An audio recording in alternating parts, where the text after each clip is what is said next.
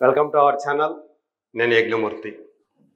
డాకు మహారాజ్ ఈ సంవత్సరం సంక్రాంతి సీజన్లో వచ్చినటువంటి బాలయ్య సినిమా బాక్సాఫీస్ వద్ద ఘన విజయం సాధించిన సంగతి మనందరికీ తెలిసిందే.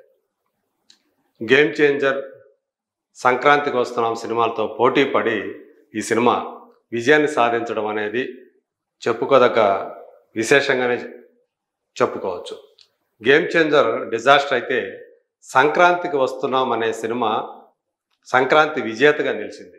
అయినప్పటికీ కూడా అలాంటి ఒక సంక్రాంతికి వస్తున్నాం లాంటి ఒక హిలేరియస్ కామెడీ ఫ్యామిలీ డ్రామాని తట్టుకొని డాకు మహారాజ్ లాంటి ఒక యాక్షన్ సాగా విజయాన్ని సాధించడం చిన్న విషయం ఏమీ కాదు. సో ఈ సినిమాతో బాలయ్య వరుసగా 4వ హిట్ని సాధించి ఒక చరిత్ర సృష్టించారని చెప్పాలి. ఎందుకంటే తన సమకాలీన కథానాయకుల్లో ప్రస్తుతం ఎవరికి కూడా ఇలాంటి ట్రాక్ లేదనే చెప్పాలి. సో అఖండ నుంచి మొదలైనటువంటి ఆయన విజయాల పరంపర కంటిన్యూ అవుతూ వస్తూ ఉంది. వీరసింహారెడ్డి, భగవంత్ కేసరి, తర్వాత ఇప్పుడు డాకు మహారాజ్. ఇలా బాలయ్య ఆ డాకు మహారాజ్ క్యారెక్టర్ని పోషించిన విధానం, ఒక సివిల్ ఇంజనీర్ నుంచి ఒక ప్రభుత్వం శాఖలో పనిచేసేటువంటి ఒక ఇంజనీర్ జనం కోసం సో ఒక బ్రిడ్జి కడితే ఒక ప్రాంతంలో ఉన్నటువంటి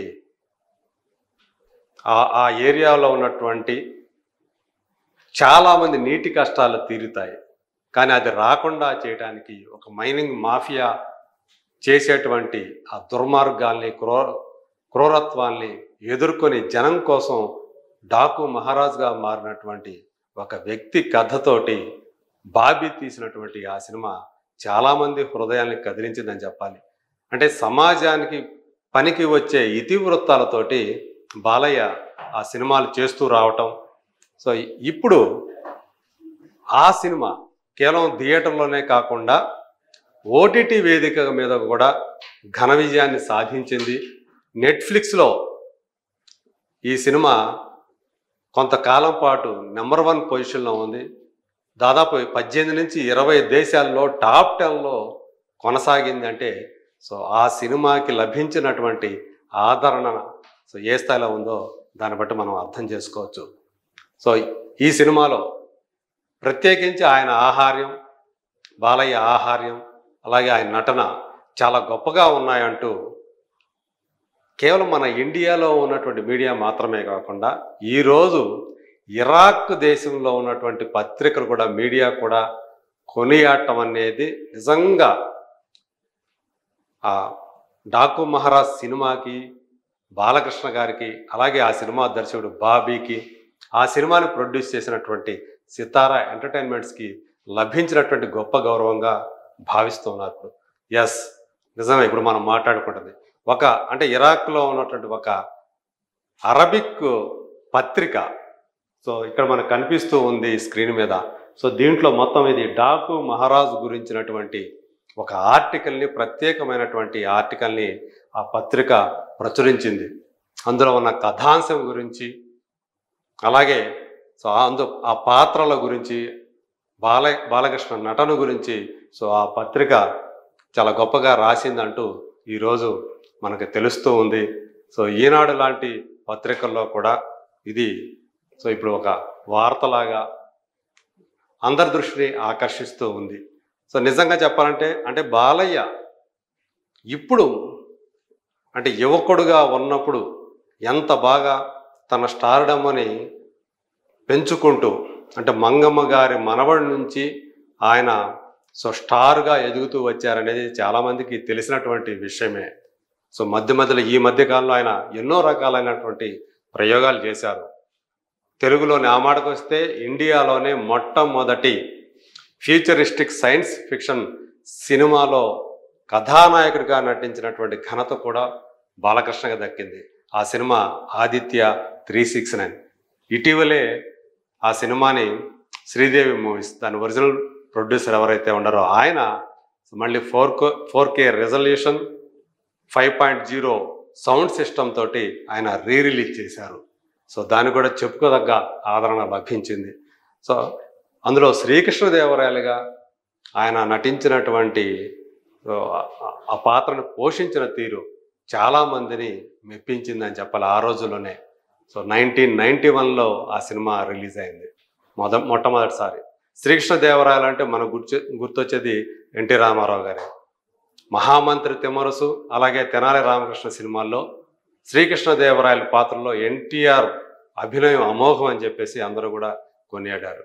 సో మళ్ళీ అంత గొప్పగా ఆ పాత్రను పోషించింది నిస్సందేహంగా నందమూరి బాలకృష్ణే. మరి ఆ తర్వాత భైరద్వీపం లాంటి జానపద సినిమా చేసి ఘన విజయాన్ని అందుకున్నారు. అలాగే పౌరాణిక సినిమాలు కూడా శ్రీకృష్ణార్జున యుద్ధం లాంటి పౌరాణిక సినిమాల్లో కూడా అర్జునుడిగా ఇటు శ్రీకృష్ణుడిగా ఆ పౌరాణిక పాత్రలు పోషించి సో అంటే ఈ కాలంలో అలాంటి పౌరాణిక పాత్రలు పోషించగలిగేటువంటి ఏకైక నటునిగా కథానాయకునిగా నందమూరి బాలకృష్ణ పేరు సంపాదించుకున్నారు. అంటే ఏ రకమైనటువంటి జానర్ సినిమాలో అయినా సరే తాను మెప్పించగలను, తాను ఆ పాత్రలో ఇమిడిపోగలను, ఆ జానర్ని చెయ్యగలను అని చెప్పేసి ఆయన ఇంతకాలంగా ప్రూవ్ చేసుకుంటూనే వస్తూ ఉన్నారు. సో ఫ్యామిలీ సినిమాల కథానాయకుడి నుంచి యాక్షన్ సినిమాల కథానాయకుడిగా సో ఆయన ప్రస్థానం ఏదైతే ఉందో అది ఖచ్చితంగా ఒక పాఠ్య పుస్తకం లాంటిదే అని చెప్పాలి. అలాగే ఆయన డైలాగ్ డెలివరీ కూడా సో మామూలుగా బయటకి ఒక రకంగా ఉంటుంది, కానీ సినిమాల్లో ఆయన డైలాగ్ డెలివరీ ఎంత క్లిష్టమైనటువంటి సంభాషణలైనా సరే ఆయన అతి సునాయాసంగా చెప్పే తీరు, చాలా సుదీర్ఘమైనటువంటి డైలాగులు కూడా ఆయన సింగిల్ షాట్లో మెప్పించి చేయగలటువంటి సామర్థ్యం అన్నట్టుగా ఆయన ఎంతో పేరు ప్రఖ్యాతి సంపాదించుకున్నారు. ఇప్పుడు డాకు మహారాజ్ కూడా దానికి ఒక రకంగా చెప్పాలంటే కొనసాగింపు అనే చెప్పాలి. అఖండ లాంటి చాలామంది అంటే అఖండ అనే సినిమాని మళ్ళీ భారతీయ సినిమా థియేటర్లోకి జనాల్ని రప్పించినటువంటి మొట్టమొదటి సినిమాగా పేరు తెచ్చుకుంది. మరి అలాంటి వండర్స్ని ఆయన క్రియేట్ చేస్తూ వచ్చారు. సో రాబోయే రోజుల్లో మళ్ళీ అఖండ 2 సెప్టెంబర్లో ఆ సినిమా రాబోతోంది. మరి ఆ సినిమాతోటి బాలయ్య ఇమేజ్ దేశవ్యాప్తంగా విస్తృతమవుతుంది అనేటువంటి నమ్మకం అందరిలో కూడా కనిపిస్తుంది. ఎందుకంటే అది పాన్ ఇండియా సినిమాగా రిలీజ్ కాబోతోంది. సో మొట్టమొదటిసారిగా ఒకేసారి 5 భాషల్లో రిలీజ్ కాబోతున్నటువంటి బాలయ్య సినిమా అఖండ 2నే కాబోతోంది. మరి రాబోయే రోజుల్లో ఆయన ఇంకెన్ని వండర్స్ క్రియేట్ చేస్తారో, ఇంకా అనేక మంది దర్శకులు ఆయనతో పనిచేయాలనే ఉత్సాహాన్ని చూపిస్తూ ఉన్నారు. సో అదే ఎనర్జీ తోటి బాలయ్య కూడా పనిచేసుకుంటూ వెళుతున్నారు. మరి అందుగురించే ఆయన కృషికి నిదర్శనంగా ఈరోజు డాకు మహారాజ్ గురించి ఒక అరబిక్ పత్రికలో, అది కూడా ఇరాక్ దేశానికి సంబంధించిన పత్రిక, సో అక్కడ ఆయన గురించి ఆయన సినిమా గురించి రాయటం అనేది సో ఆయనకు సంబంధించినటువంటి ఒక ప్రత్యేకమైనటువంటి విశేషంగానే చెప్పుకోవచ్చు. మరి రాబోయే రోజుల్లో ఇంకెన్ని ఘనతల్ని బాలయ్య సాధిస్తారో let us wait and see.